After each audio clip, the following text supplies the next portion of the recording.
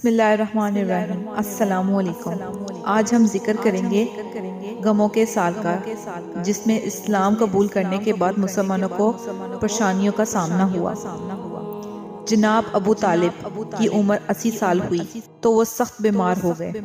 ایک روز قریش کے سردار جناب ابو طالب کی مزاح پرستی کے لیے آئے تو انہوں نے قریش کو نصیحت کرتے ہوئے کہا، حرم کعبہ کی حرمت برقرار رکھنا، اسی میں رب کی خوشندی ہے۔ صلہ رحمی کرنا، ایک دوسرے سے زیادتی نہ کرنا، کسی کا حق نہ مارنا، دعوت دینے والے کی دعوت قبول کرنا، سائل کی مدد کرنا، سچائی پر قائم رہنا، امانت ادا کرنا، محمد صلی اللہ علیہ وآلہ وسلم کے ساتھ بھلائی سے پیش آنا، کیونکہ وہ قریش میں امین اور تمام عرب میں سب سے سچا ہے۔ وہ ایسی بات لایا ہے جسے دل مانتا ہے مگر زبان لوگوں کے خوف سے انکار کرتی ہے۔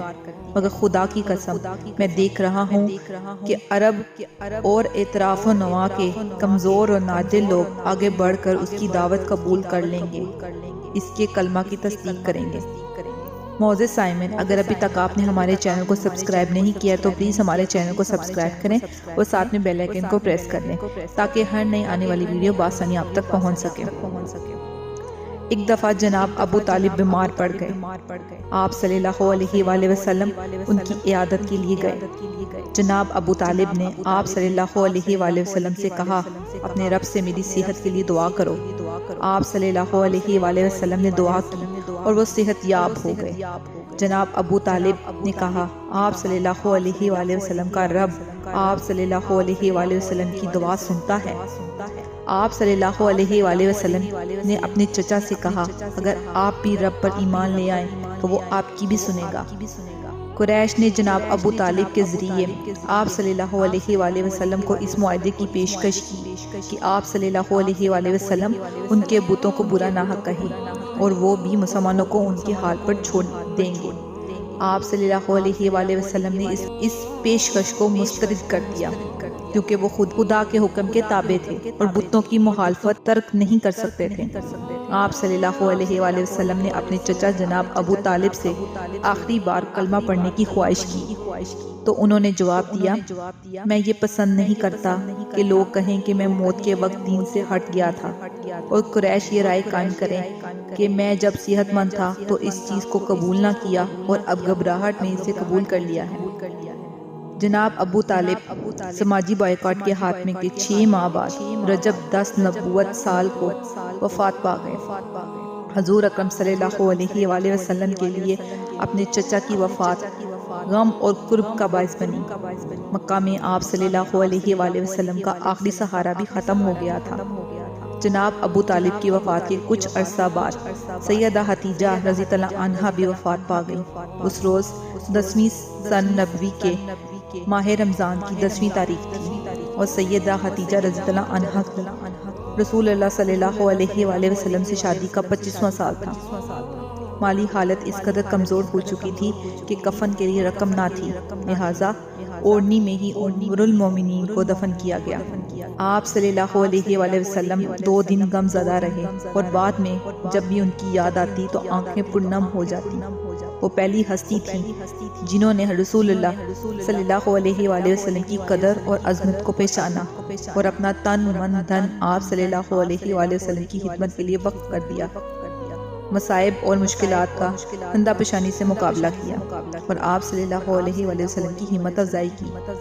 سیدہ حتیجہ رضی اللہ عنہا گھر کی مثالی منتظم اور آپ صلی اللہ علیہ وآلہ وسلم کی مشیر تھیں۔ جب آپ صلی اللہ علیہ وآلہ وسلم تبلیغ کے دوران زخمی حال میں گھر آتے تو سیدہ حتیجہ رضی اللہ عنہا آپ صلی اللہ علیہ وآلہ وسلم کے زخموں کو دھوتی، پٹی باندھتی، لباس تبدیل کرواتی اور تسلی دیتی۔ جناب ابو طالب کی وفات کے بعد ابو لہب کو بنو ہاشم کا سردار منتخب کیا گیا جو اسلام اور حضرت محمد صلی اللہ علیہ وآلہ وسلم کا سخت دشمن تھا۔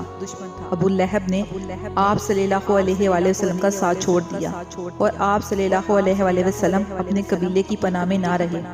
قریش کی ایذا رسانیوں میں اضافہ ہونے لگا۔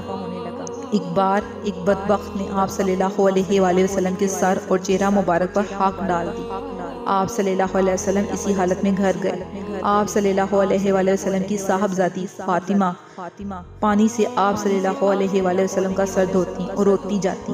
آپ صلی اللہ علیہ وآلہ وسلم نے فرمایا، جانے پر مت رو، خدا تیرے باپ کو بچا لے گا۔ حضرت ابوبکر صدیق رضی اللہ عنہ نے اسلام کی خاطر نہ صرف مالی قربانی دی بلکہ جسمانی اذیت بھی برداشت کی۔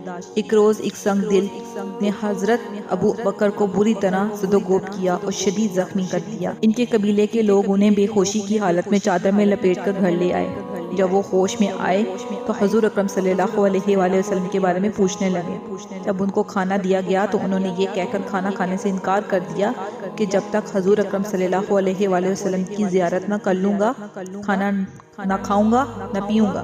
جمیل حضرت ابوبکر صدیق کو سہارا دے کر ابن ارقم کے گھر لائے اور آپ صلی اللہ علیہ وآلہ وسلم سے ملاقات کروائی۔ حضرت حتیجہ رضی اللہ عنہا کی رحالت کے بعد گھر کی دیکھ بھال کرنے والا کوئی نہ تھا۔ آپ صلی اللہ علیہ وآلہ وسلم نے حضرت ابوبکر صدیق کی صاحبزادی حضرت عائشہ رضی اللہ عنہا سے نکاح کر لیا۔